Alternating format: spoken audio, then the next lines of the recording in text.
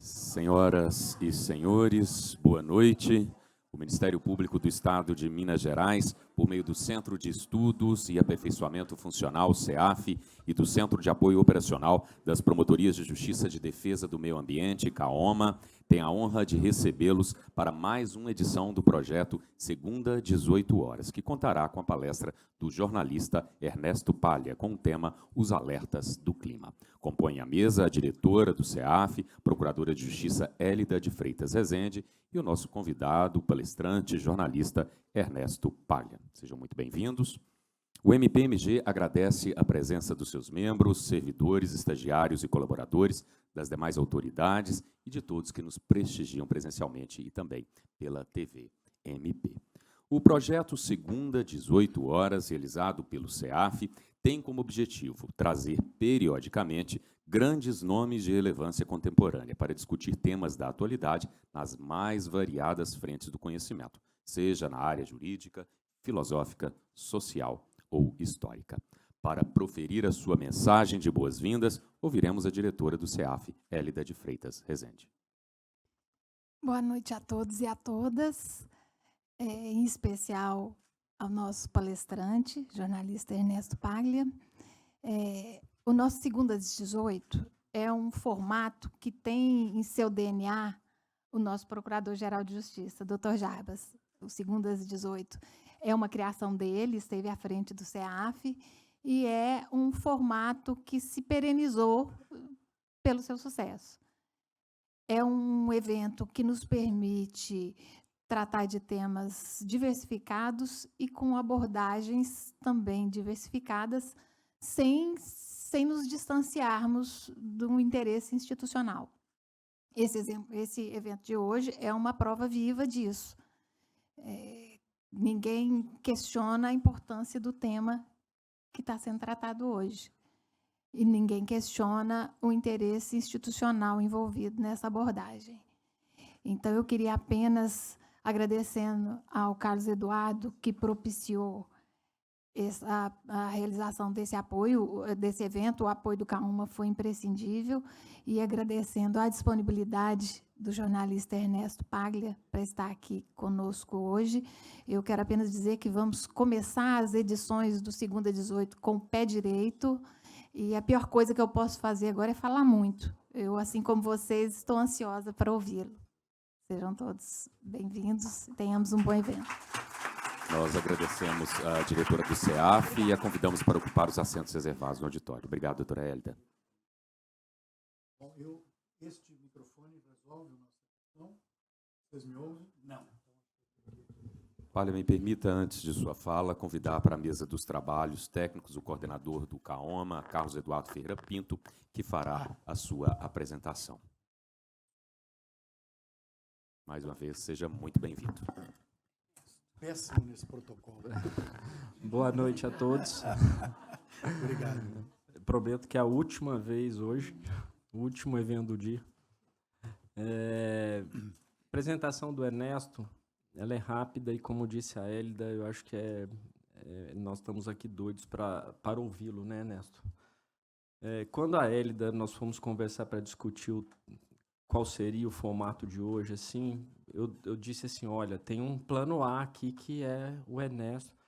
Ela falou assim, eu não quero ouvir o plano B, nós vamos fazer um plano A porque ele é sensacional e vai trazer um assunto muito interessante para a gente. Então, eu poderia falar da sua trajetória, Ernesto, né? Assim, principalmente em Minas, nós nos conhecemos em 2016, numa reportagem que o Ernesto veio fazer para o Globo Repórter, e nós ficamos andando aí pelo estado e, assim, eu adoraria ouvi-lo sobre futebol. O Ernesto Jarbas, ele cobriu a Copa de 82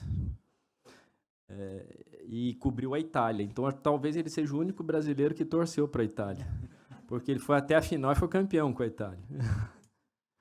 E tudo o que ele conta é motivo para a gente de muitas horas de conversa.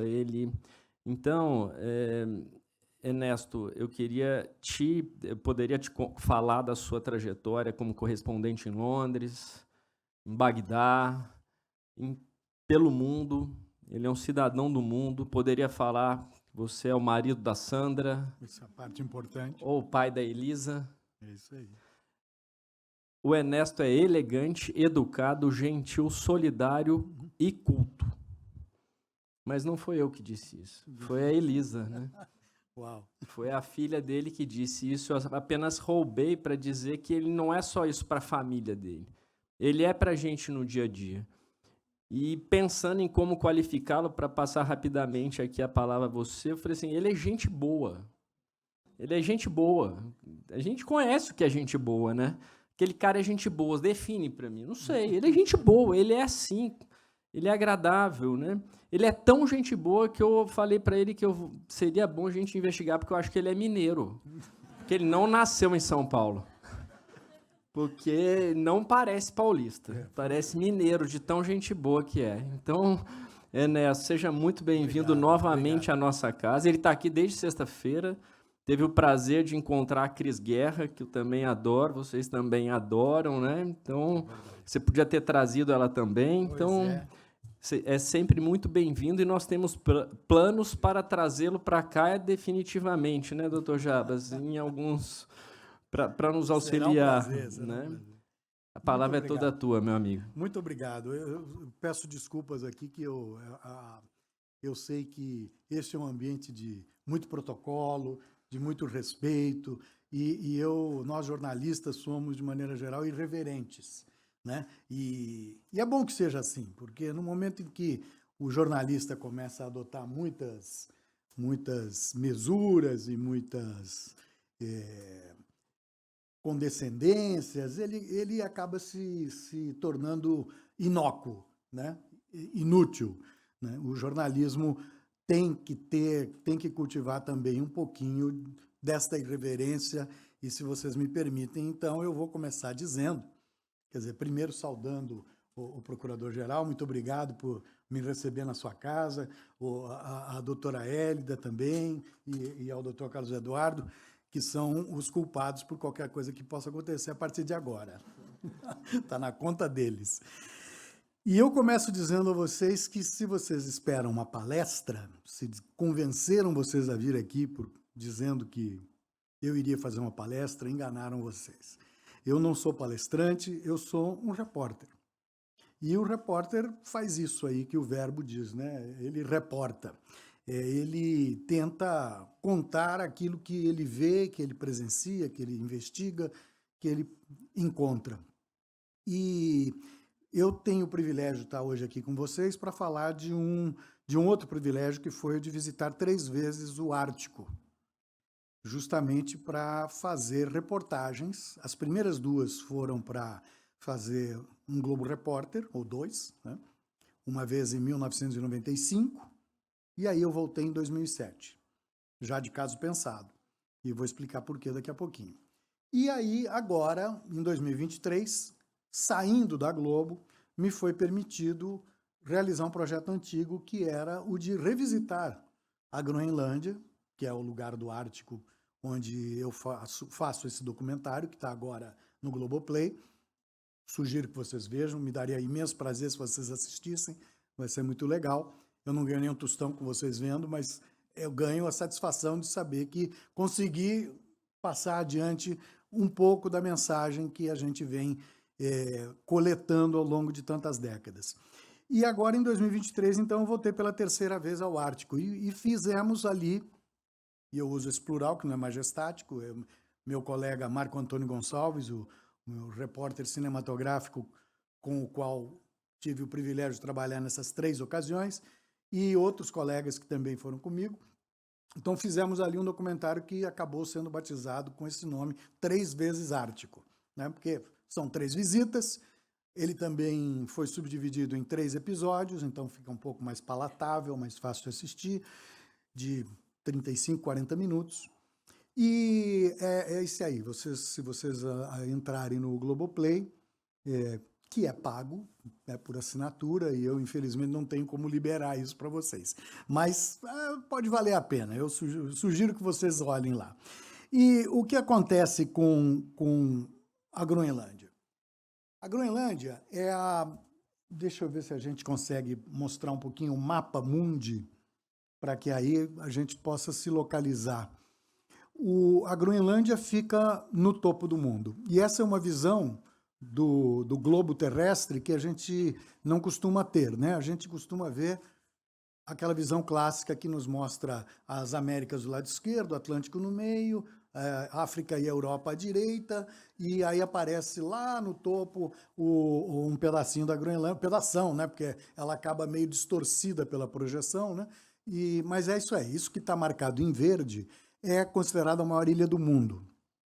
Há uma discussão com a Austrália, mas a Austrália é tão grande, e a ilha também, mas é uma massa continental, já deixou de ser ilha. Então, enquanto ilha, a Groenlândia é considerada a maior do mundo. E ela está ali, entre o Atlântico Norte, né, que é o que está abaixo, e depois lá em cima o Mar do Ártico. Né? O Mar do Ártico a maior parte do Ártico está justamente nessa área que é mar, é oceano congelado.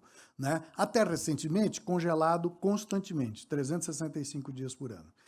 De uns anos para cá, eu diria um pouco mais de uma década, já é possível navegar em certas épocas do ano do Atlântico Norte para o Pacífico, cruzando toda aquela região lá que vai dar lá no Estreito de Bering, lembra? Ali onde junta Sibéria com Alasca, ali à esquerda, no topo do mapa. Né? Basta dizer que no final do século XIX, começo do século XX, dezenas de expedições fracassaram tentando achar essa passagem, tentando fazer a conexão pelo alto, digamos assim, pelo norte do planeta, entre o Atlântico e o Pacífico através do Mar do Ártico.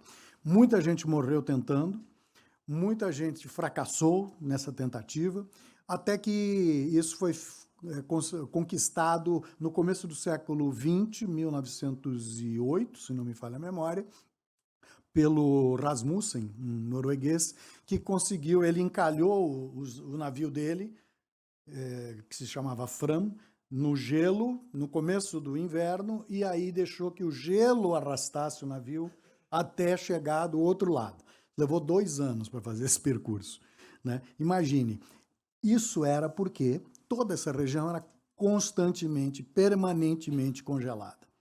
Não é mais. Agora, durante o verão, navios de cruzeiro fazem esse percurso, visitando comunidades remotas, que às vezes tem 500, 600 habitantes, encostam um transatlântico com 3 mil turistas ávidos e que descem, e imagina o impacto que isso tem, impacto da navegação, impacto de áreas que jamais foram tocadas e que hoje estão sendo visitadas regularmente. Né? Existe uma previsão dos pesquisadores dizendo que daqui não a 100 anos, nem a 50, daqui a 16 anos. Em 2040, está aí. Tem bebê nascendo hoje que vai ter 16 anos de idade. Não haverá mais gelo no verão no Oceano Ártico. Você simplesmente terá uma massa de água como no resto do planeta. Né? Imagina o impacto que isso tem para toda a região e não apenas para nós todos. Porque vocês me perguntarão, caramba, tanto problema aqui no Brasil, você mesmo já veio a Minas Gerais falar de problemas com mineradoras, barragens, ameaçando populações inteiras, abastecimento de água de Belo Horizonte ameaçado pela mina da Mundo Mineração. Então, eu me lembro bem, né? Visitei isso com o Dr. Carlos Eduardo, e vimos a gravidade de algumas situações ambientais aqui mesmo, não precisa ir tão longe. Só que o que acontece lá na Groenlândia repercute aqui. E o mais incrível é que a gente pode dizer que a Groenlândia é hoje uma trincheira avançada da mudança climática global. Porque, segundo os pesquisadores, lá a temperatura média do planeta está se elevando num ritmo 3 vezes maior do que no restante da Terra. Né? Enquanto nós aqui fazemos conferências tipo COP, que vai acontecer em Dubai, que já aconteceu, vai acontecer a próxima agora aqui na Amazônia, né? Enquanto estamos discutindo lentamente dentro do mundo diplomático, tentando conter a mudança, a elevação da temperatura média em 2 graus Celsius, lá eles já vivem uma elevação de 4 a 5 graus. Né? Então, nós estamos aqui a um consenso, fala assim, 1,5 grau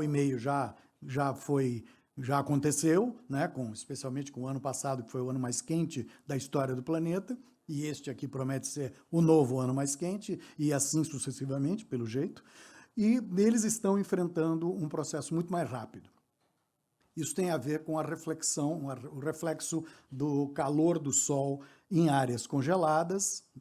O gelo, é fácil compreender isso, até eu que não sou cientista, né? O calor do Sol é refletido em mais de 90% pelo branco da neve e do gelo. Quando você tira o gelo do mar, você fica com uma superfície escura, né, que absorve mais de 90% do calor. E aí, consequentemente, acelera o derretimento em torno dessa, vamos dizer, essa mancha de água. E isso faz com que a cada ano haja menos gelo no verão.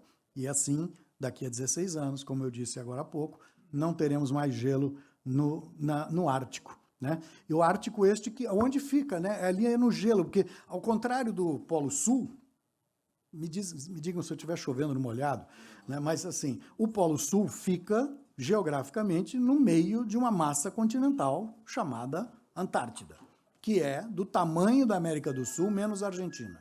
Né? Enquanto que o Polo Norte fica no meio do mar. Né? E esse mar que era congelado e não é mais. Né? Muito bem. Por que eu fui à Groenlândia? Porque eu tinha contatos e em 1995 conheci um canadense chamado Jim Allen, uma pessoa fantástica, sujeito do tamanho de um urso, né?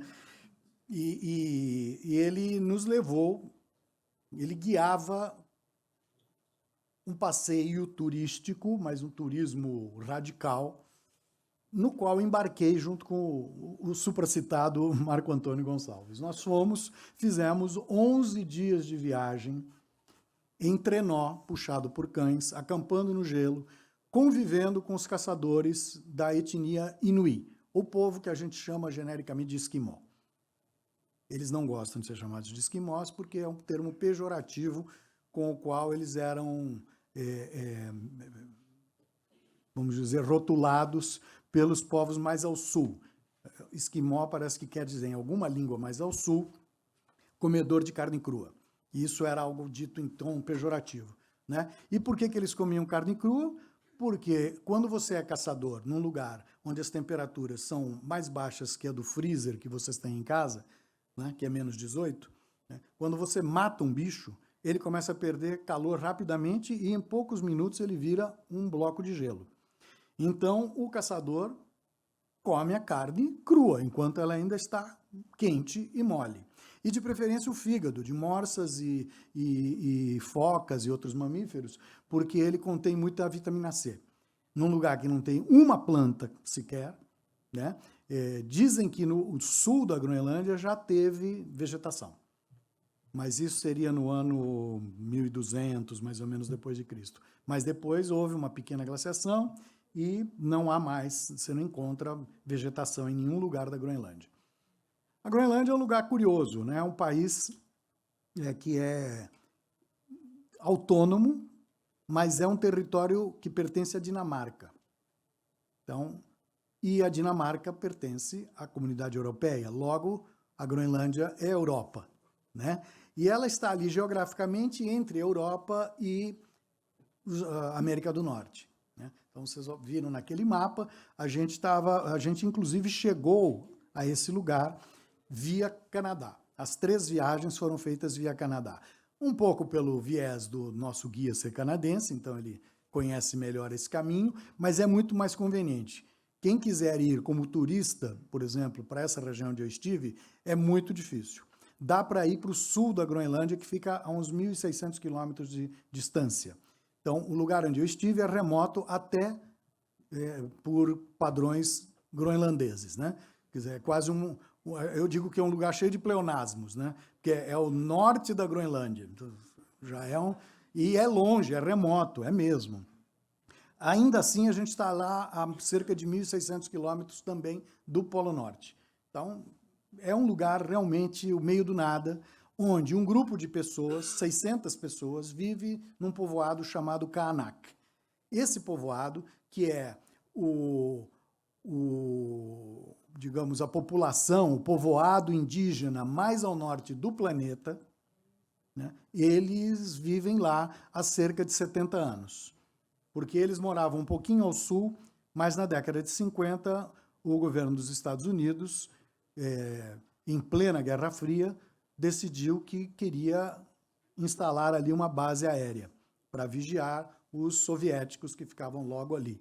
Né? Continuam, só não são mais soviéticos, mas os russos continuam ali. E eles chegaram lá e havia um grupo de 100 e poucos inuí que viviam lá, e eles disseram, olha, essa gente a gente não quer, tira daqui.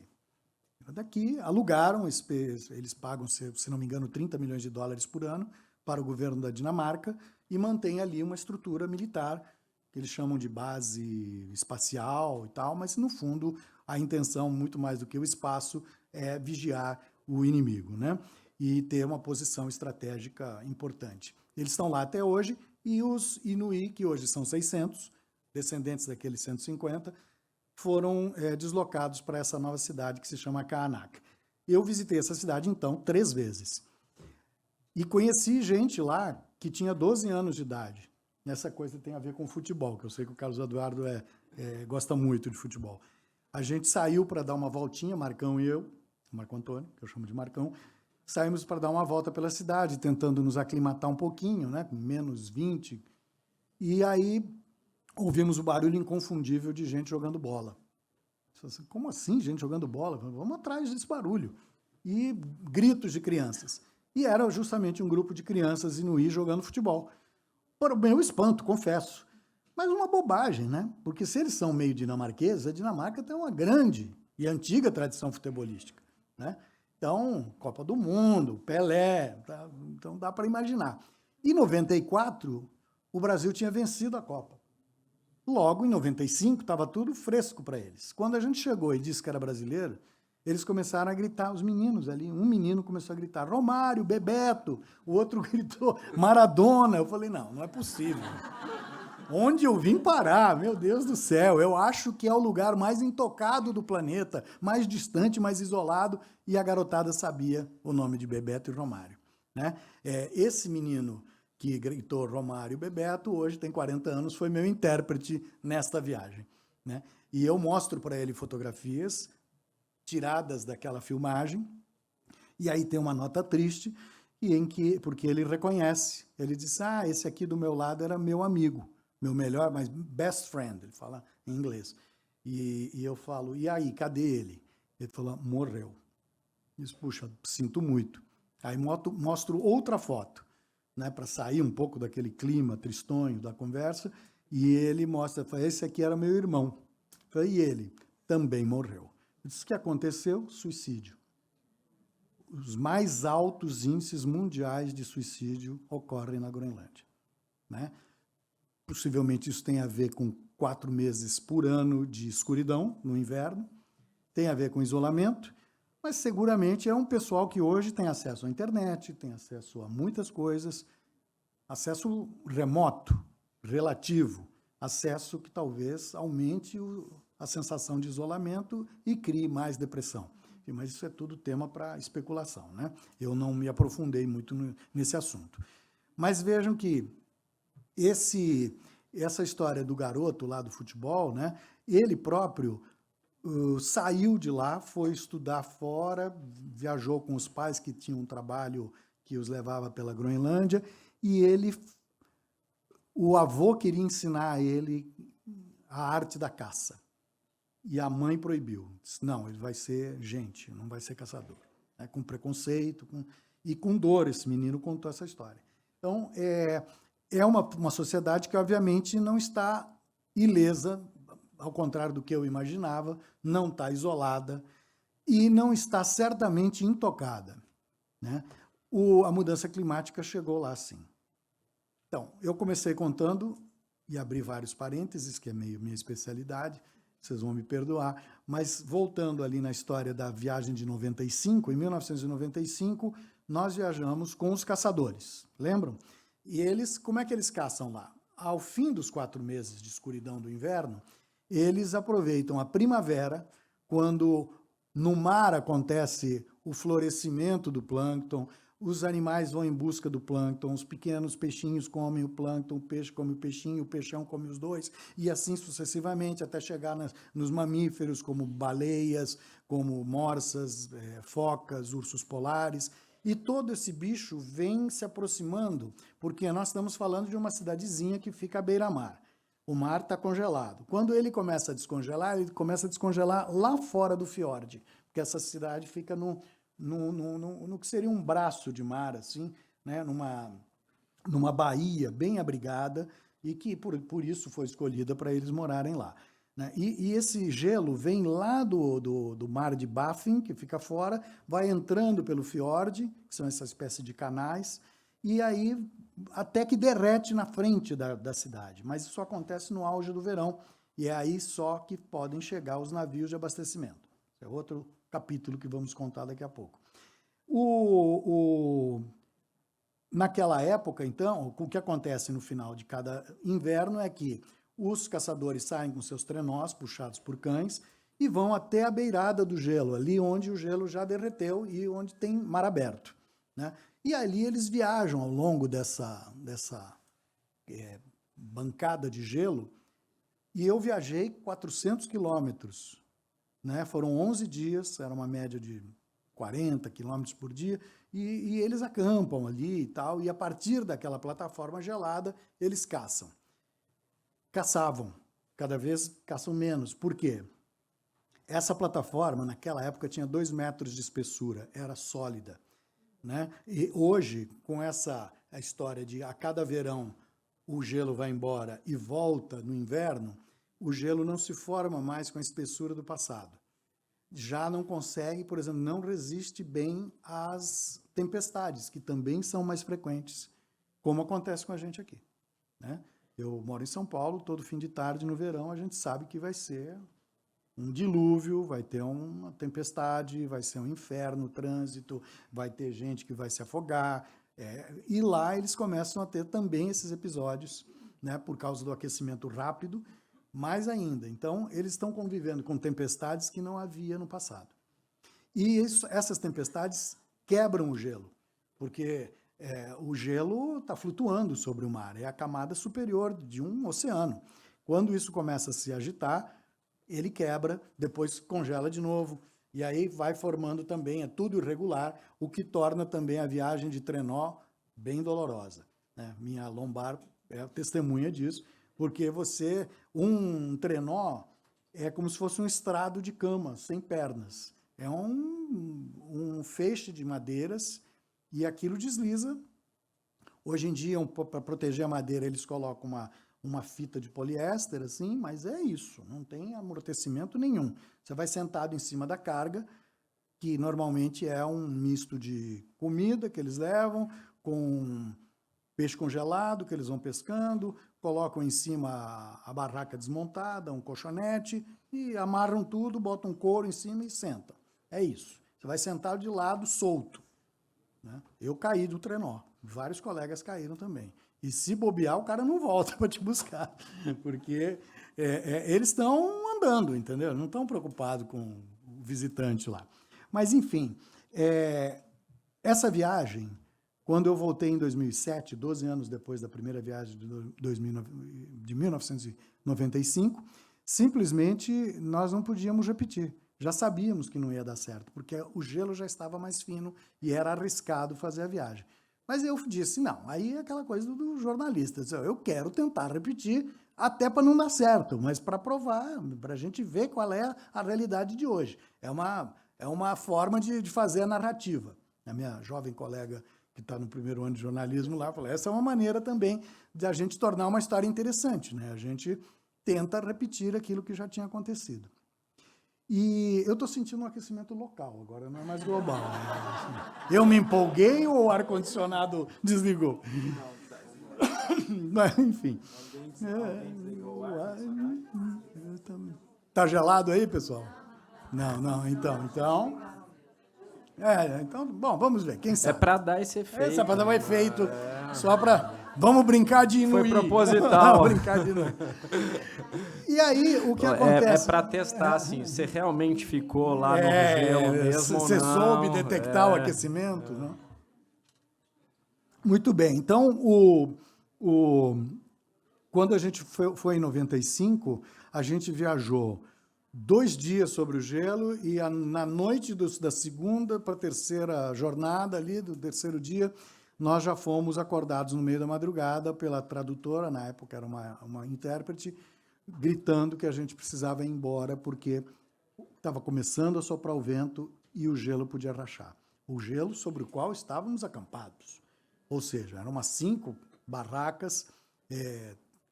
Você, quando vai acampar, todo mundo aqui já acampou, estou vendo pelo jeitão só do público, né? Campistas, contumazes. Você espalha suas coisas, você abre suas mochilas, tudo aquilo que estava empacotadinho, bonitinho, está ali espalhado. Imagine quando dizem "we must leave now", assim, nesse tom. Então, acordado com essa mensagem, tem que sair agora, e acabou a conversa, e vamos, e aí conseguimos juntar tudo, e o que você faz? Você vai em busca de terra firme. Como você está numa espécie de, como eu disse, é um canyon, né? São costões, né? Você tem costões, você está no mar, mas o mar está congelado. Você vê o costão, mas ele é muito íngreme, então não tem onde você se apoiar. Então tem que ir até um lugar onde tem um refúgio, né? Aí você volta com o trenó, né? Catando tudo que soltou pelo meio do caminho, tentando não esquecer nada para trás, especialmente equipamento que você vai precisar para filmagem, e voltamos e dormimos num refúgio. Aí uma casinha de madeira construída no sopé de um desses costões. Agora, em 2023, de novo aconteceu a mesma coisa, só que foi no segundo dia, sabe? Já durante o dia, inclusive. O intérprete chega para a gente e diz assim: a gente está vendo alguns sinais no céu, a gente acha que pode mudar o tempo, vamos embora já. Eu falei, eu queria gravar, mas não, agora. E assim, você vê como eles ficam tensos, não é brincadeira, não é para fazer graça com o turista, com o visitante. E nós fomos dormir no mesmíssimo refúgio. Então, a gente notou ali uma marca que é muito forte. Onde quer que eu vá e converse, estávamos contando isso hoje, né? Você vai para o interior da Amazônia, vai para o litoral, vai para o interior do Brasil, você conversa com quem mora lá, com o agricultor, com o cidadão que está exposto ao clima. Não é? A gente vive, né, protegido aqui por estruturas de concreto e coisa e tal, mas quem está lá fora tem um olhar, obviamente, muito mais treinado, consegue interpretar os sinais do clima. Conseguia. Agora você pergunta para o cidadão como é que vai ser amanhã. Amanhã vai chover? Não sei. Está tudo muito mudado. E é essa a marca da mudança climática. Está tudo muito mudado. Em alguns lugares, isso se traduz em tempestades, né, eventos extremos, furacões, onde não havia, no Atlântico Sul, né, que nós estamos enfrentando agora. Né? Isso lá, para eles, é vento, é tempestade também, né? E muita neve, às vezes. Mas neve não está esquentando? Exato. Porque se você vive num lugar onde você está menos 20, quando começa a esquentar, a 0 grau, neva. Não neva a menos 20. Né? Não tem umidade suficiente, tudo congela. Então você precisa de um pouco menos de frio para nevar. E é aí que você começa a ver uma quantidade cada vez maior de neve e não de gelo. Então são mudanças que vão atingindo as pessoas, né? Além das mudanças sociais dessa população que, obviamente, está sujeita, está exposta a uma vida, a influências de uma sociedade muito afluente, que é a escandinava. Os dinamarqueses são os protetores deles. Eles usam a moeda dinamarquesa, a coroa, eles usam o sistema público de saúde dinamarquesa, eles têm acesso à educação. Quando um jovem inuí se forma no ensino médio, ele pode estudar em escola pública em Copenhague, né? Então, isso tudo tem tem também um custo para quem mora num lugar tão isolado, né? O supermercado que eu falei agora há pouco, que é abastecido uma vez a cada ano por navio, vende muita comida processada. Aí uma visitinha rápida ao hospital local, a enfermeira nos informa que antigamente ela falou, eu trabalho aqui há 30 anos. Eu disse, eu vim aqui há 28 pela primeira vez. Ela disse, então, quando eu vim aqui pela primeira vez, não havia nenhum caso de diabetes. Tinha de um cara que era do Sul e veio morar aqui. E 0 caso de hipertensão. Hoje temos 22 casos de diabetes, numa população de 600, e metade da população é hipertensa. Mudou a alimentação, eles têm acesso a alimento processado para durar 1 ano até a visita do próximo navio, é sempre mantido com sódio, com sal, seus derivados e assemelhados. Então, é uma trincheira do clima que está sujeita a muitas alterações, está vivendo a alteração climática, como eu disse, 3 vezes mais depressa do que nós, e a geleira que cobre essa grande ilha da Groenlândia, que é uma imensa geleira, a Groenlândia, tem lugares no centro da Groenlândia onde ela tem 3 quilômetros de espessura. Você tem 3.000 metros de gelo até chegar na Terra. Isso está derretendo. Esse processo já começou.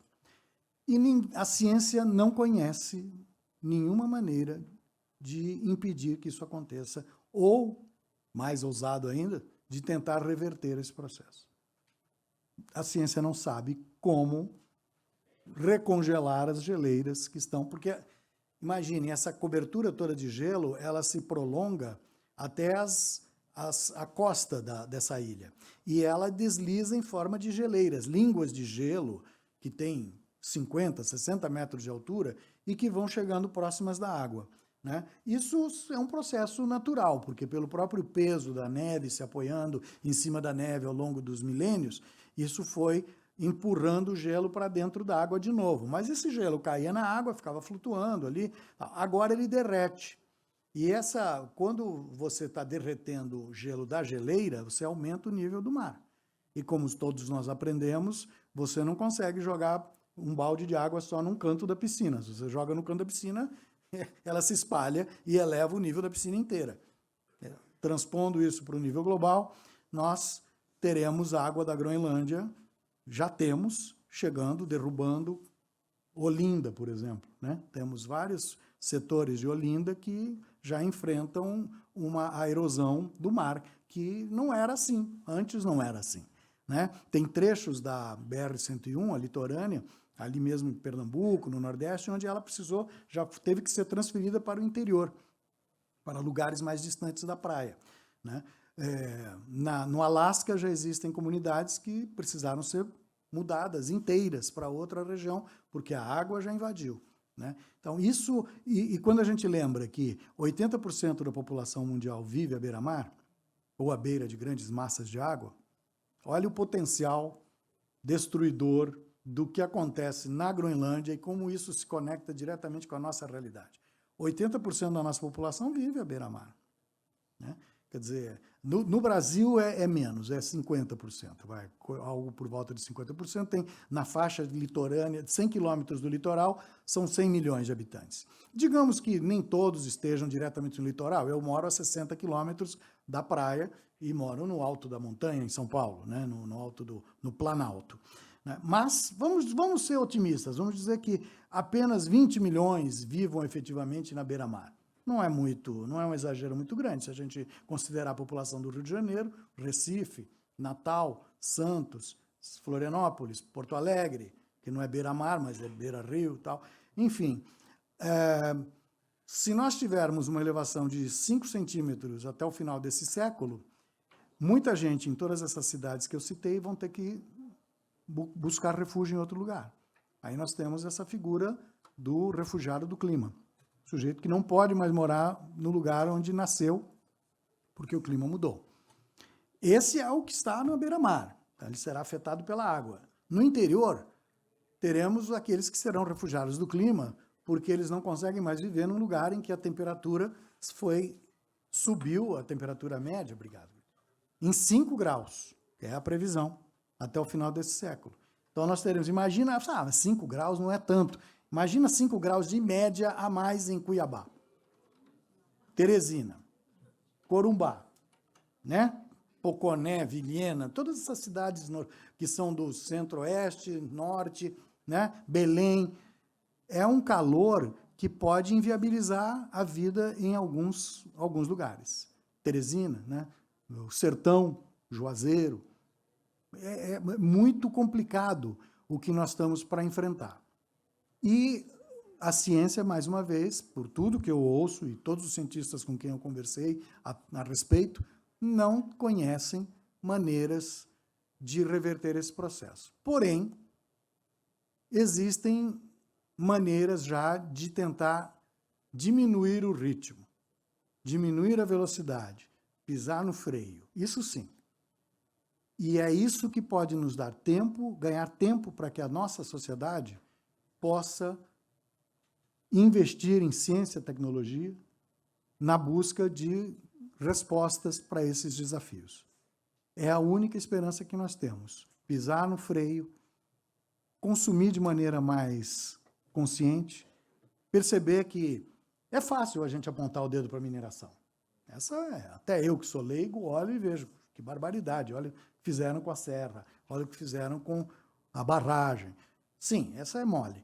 Agora, quando você começa a prestar atenção e dizer, bom, mas a água que a gente consome, né, de onde foi retirada, como foi produzida a roupa que eu visto, aquele jeans bonito, azul, é tingido de que maneira, quantos litros d'água consome uma calça jeans, né? E por aí vamos, né? O esgoto que nós produzimos, as embalagens que a gente compra, chegam em casa, agora é um clique, no celular, Amazon, Mercado Livre, etc., etc., entregam na sua residência produtos cuidadosamente embalados, com 4, 5 camadas de plástico bolha e papelão. Aonde vai tudo isso? Nós vamos zelosamente levar tudo isso para para o cara da reciclagem, ou a gente joga no lixo, porque, afinal de contas, que fim leva o lixo que a gente descarta em casa? Então, tudo isso, né, nós todos sabemos que não é fácil mudar hábitos, abrir mão de conforto, né? Só o ar-condicionado parar de funcionar um pouquinho, já está o cara lá que veio fazer pregação ambientalista reclamando que não tem ar, né? Então, você vê como é que é difícil, né? Ser coerente nessas questões. É difícil a gente tentar viver de forma sustentável. Ora, o que a gente não pode abrir mão é de ter consciência, pelo menos, do custo de tudo que a gente tem, né? Cada aparelhinho que a gente carrega, isso aqui é um monte de minério, esses minérios raros que o representante da empresa, né, das empresas mencionou, nióbio e cobalto e não sei mais o quê. Enfim, todos isso, a gente adora, né, consumir isso, mas a gente tem que ter consciência de que isso tudo tem um custo ambiental, né? E a gente tem que tentar ganhar tempo, tem que tentar, talvez, alterar hábitos pessoais, né, abrir mão daquele carrão, aquele SUV maravilhoso, né, com 2 metros de altura, que queima combustível. Ah, não, mas agora a gente tem o carro elétrico, né?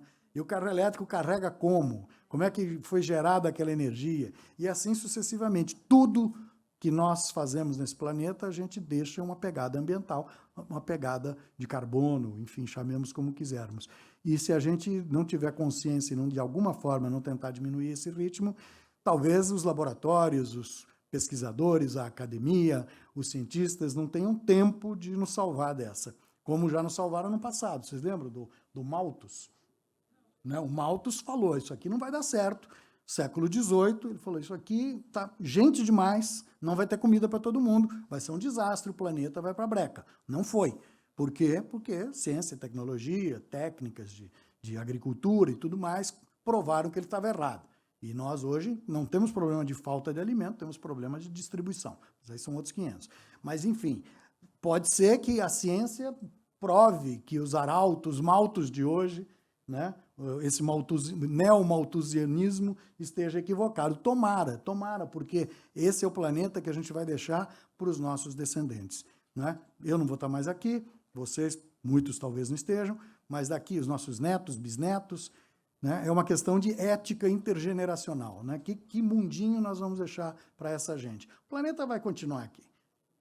Agora, a gente pode ficar, desculpem o trocadilho, sem clima para morar por aqui. Né? É isso, gente. Se alguém quiser tiver alguma curiosidade, estou pronto para respostas. Se não, também, piedosamente, deixarei que todos se retirem. Obrigado.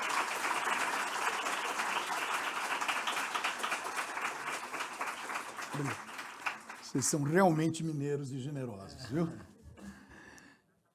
E ele disse que não era palestrante, né? Então... Não, eu só falo pelos cotovelos. Não, mas, Ernesto, alguém tem alguma questão? Acho que seria interessante. Alguém tem alguma curiosidade? Alguém já visitou a Groenlândia? Quem aqui já foi ao Ártico? E a Antártida, então, que é mais perto aqui, nossa vizinha, também não é? Não, alguém foi. Opa! Viu? Tem alguém lá que foi já foi lá. Viu? Que bom. Então, eu convido todos a visitarem a Groenlândia pela módica assinatura do Globoplay. Veja. Claro. Não. Ficou barato. É tudo questão de ponto de vista. Muito obrigado. Muito obrigado. Eu ia dizer, eu fiquei impressionado com a série. O Ernesto foi muito generoso, desde o primeiro contato, assim, se dispôs rapidamente a nos abrilhantar aqui no início do nosso ano, né, que o CEAF teve esse cuidado de fazer dessa forma tão brilhante. Eu fiquei muito impressionado, né, Ernesto, porque lá é a maior reserva doce de água do planeta, né? Aquele gelo todo é água doce. Água doce. Obrigado. E o Ernesto, ele mostra ali, assim, de uma forma muito simplista, mas real, Ernesto, assim, olha, isso vai, né, derreter, está derretendo. E para onde é que vai essa água, né? Exatamente. É Tem uma um site muito interessante de simulação gráfica do que acontece quando você aumenta meio centímetro o nível médio dos mares, 1, 2, 3, 15, 20, 1 metro, né? E aí você pode brincar de ver o que acontece com Copacabana Palace, por exemplo. Pois é. Né? Se não me engano, 1,5 centímetros de elevação já não tem mais lobby no Copacabana Palace. Aí você dirá, mas e eu com Copacabana Palace? Copacabana Palace é só um prédio conhecido. Bom, toda essa as região vantagens de Minas Gerais não ter mar, né? Viu? Aí pronto. Então... É aqui que vai pousar aquela... Né? Não tinha. Não tinha, né? Eu tô apostando em mar no meio da serra, ali em São Paulo. Pois é. O mar, Minas não tem mar, mas o mar também não tem Minas. Então, mas eu queria finalizar assim, de forma otimista, porque traz a série do Ernesto, ele traz toda essa questão ambiental, é uma coisa muito interessante para a gente, mas ela traz um simbolismo, né? Assim, um simbolismo muito interessante por trás, que é a relação do Ernesto com o Marcão, sabe? E ele tem uma passagem que ele diz assim, é tão emocionante o seu abraço com ele, ele começa a chorar, e daí sai uma coisa que eu achei muito interessante assim pra gente, que eles falam assim, apesar do trabalho, a gente faz amizade, né? Então, assim, eu também tenho um amigo Marcão, uma coincidência entre a gente. Pois então, eu queria dizer... A narrativa ali usou um pouco isso também, como fomos os mesmos visitando 3 vezes. Então, a gente também, o tempo não passa apenas para o gelo do Ártico, passa para a gente também. Então, a gente está ali, não apenas para o nosso jovem tradutor, tudo isso está um pouco contado. É um olhar brasileiro sobre um fenômeno que não é novidade, está acontecendo já há algum tempo, sobre o qual já foram feitos vários documentários, muitos assim, com profundidade científica e coisa e tal. O nosso é um olhar brasileiro. É um olhar de quem volta e conta, assim, empolgado com o que viu, né? É uma terra aqui, a gente não tem neve, ou pouquinha, é notícia quando tem um dedinho de neve lá em São Joaquim, né? Lá, imagina, para eles. Então, eu acho que tem essa vantagem da gente ser diferente. Nós somos brasileiros, temos um jeito diferente de lidar com as coisas, né?